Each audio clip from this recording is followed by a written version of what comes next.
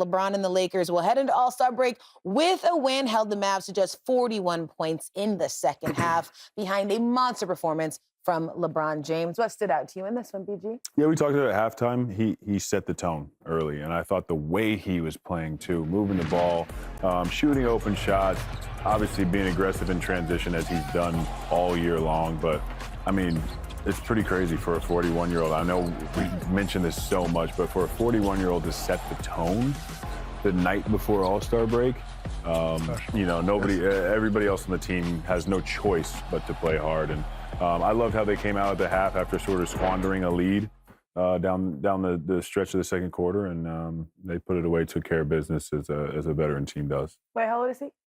41? I haven't heard it this year. That's what they say. I thought it was a routine second half there. They were clicking on all cylinders, honestly. They had almost 70 points in the paint.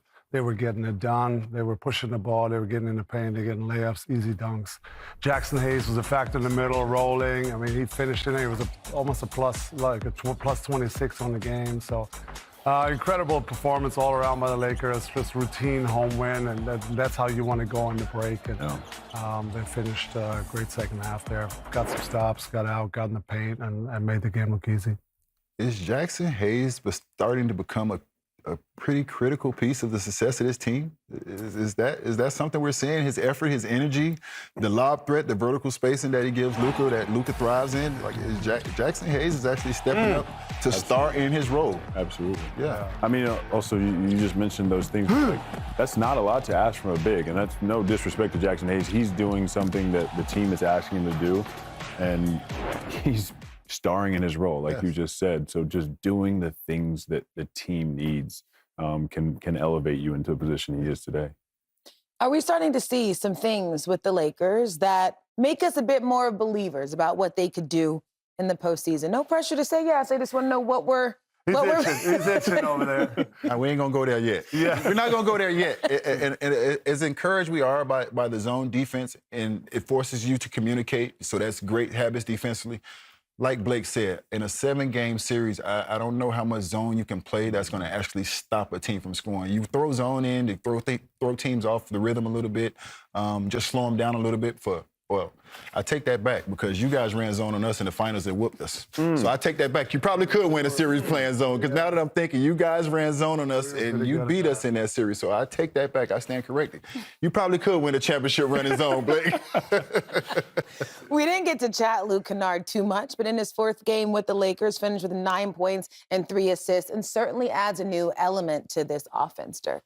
For sure. I mean, anytime you shoot just under 50% from 3, I mean, he's leading the league. Is incredible. That obviously pulls a defender away from the paint that Austin Reeves, Luka, and LeBron could get into the paint and use the space that he's creating, whether he's setting the picks leaking out or he's just standing in the corner somewhere. You cannot leave him. So it just adds another dimension for them. And I'm curious now, looking forward to the second half here after also, how are they going to look with all 3? You know, they haven't had a lot of time, a lot of games with actually all 3 healthy, playing out on the court at the same time. How is their defense going to look when all 3 are on the court? So there is a lot of things to see, and we're looking forward to see how that's going to work out. But I mean, the talent's there that if they can get their defense together and mix it up with zones, some matchups, and get enough stops offensively, they're going to be scary. They're going to be able to put the ball in the hole. They can make the shots, tough shots, the best of them. So it's going to be interesting to see how that's going to work with all 3 of them. Yeah, and Mavs, of course, shorthanded tonight. We have seen them improve in various areas throughout the season, but they have officially lost 9 straight, their longest losing streak since they lost 15 in a row in the 97-98 season. And you and Steve Nash became Mavs a few months later. That started to turn around. Is that what you're saying? I didn't want to say it myself, but it sounds good. Yeah, just same old from the Mavs, honestly. They keep competing. They play hard. Just the shot making is not quite there. They're a great paint team. They're up there in fast break points. They get in the paint. They make stuff happen. They're good at points in the paint. But as soon as teams get them out of the paint and they have to veer out and make shots, they're just not their shot making is just not at the level. They're I think 27th in three-point percentage overall in the season. They were 7 for 26 again tonight for 27%. It's just in this league right now, you need to make shots at a high level, especially if you want to win on the road. And it's just that's been an issue all year long.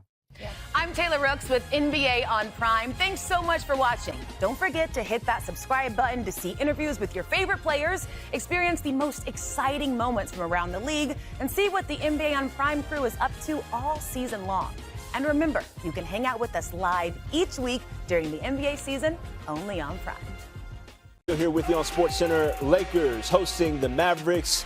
Dallas down bad on an 8-game L streak. No Luka, but no problem for LA. Jackson Hayes poking the ball loose. LeBron James on the break. Back to Hayes for the oop.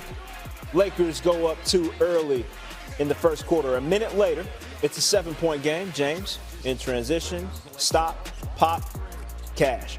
Walked it in like he was putting on the green. Lakers up 10 there. Later in the first, through all kinds of contact, the old man, respectfully, gets it done. 14, 6 assists in the first quarter.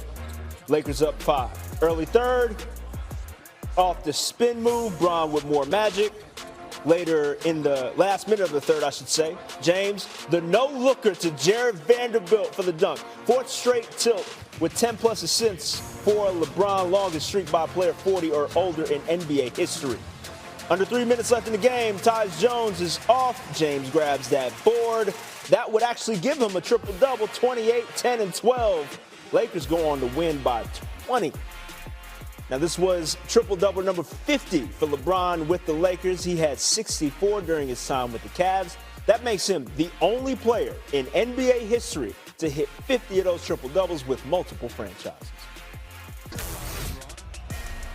And over to the Eastern Conference, the Pistons enter the All-Star break with the best record in the East for the first time since 06-07. Detroit is 17-6 against teams with a winning record. That includes a 5-1 mark against the Celtics and Knicks.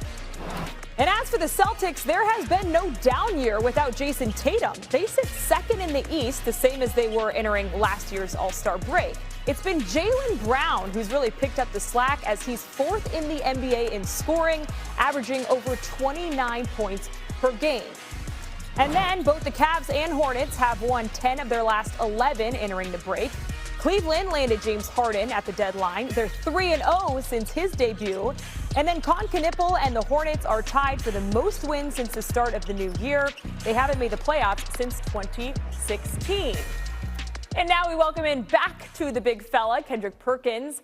What's up, Perk? We want to talk now about the Eastern Conference. We just talked about the West. So it feels like when we hit the All-Star break, it's really time to evaluate where teams are at. And I'm curious, in the Eastern Conference, which team has surpassed your expectations for them? Well, it's a team that I played for, a team that at the start of the season, everybody thought they was going to fall off like no limit. But here they are right now sitting second in the Eastern Conference, and it's the Celtics, with a guy, in my opinion, who should be leading the MVP race in Jaylen Brown. And when you think about what the Celtics has done thus far in this season, it has been the coaching of Joe Mazzulla, the culture of the guys who has won the championship, what they bought. And this team is the most scariest, dangerous team in the NBA because they have no expectations and they playing with house money, and they might be getting Jason Tatum back. They have surprised everybody. We thought they was going to be playing for a lottery pick. But they're playing with house money. I love that reference. All right, so the East continues to be wide open. Which team will be the most dangerous once the playoffs roll around? Oh, you know what? I gotta go with the Cleveland Cavaliers. I think they're Donovan Mitchell is the guy that's under the most pressure in the NBA out of all the players. He is a guy that has never led a team to a conference finals. And what the Cavs has done at this trade deadline is put him in position to be successful. I love the pickup of Dennis Schroeder. I love the pickup of Ellis, but I love James Harden for them. James Harden has become one of the best facilitators in the game of basketball, and he's going to get Donovan Mitchell easy shots. He's going to get Evan Mobley and Jared Allen easy baskets, and Donovan Mitchell now has no excuses whatsoever to get to make a run, and at bare minimum, get to the conference finals. All right. I love it. Thanks so much for the time, Perk. Always great chatting with you. I appreciate you. There have been talks about tanking across the NBA lately, and the league levied a couple of fines in an attempt to course correct. The Jazz caught a $500,000 penalty, while the Pacers face $100,000 for sitting healthy players in recent games, thereby compromising the integrity of the contests. Those tilts occurring on February 7th and February 3rd, respectively. Commissioner Adam Silver said in a statement, quote, "We are working with our competition committee and board of governors to implement further measures to root out this type of conduct." To the college game.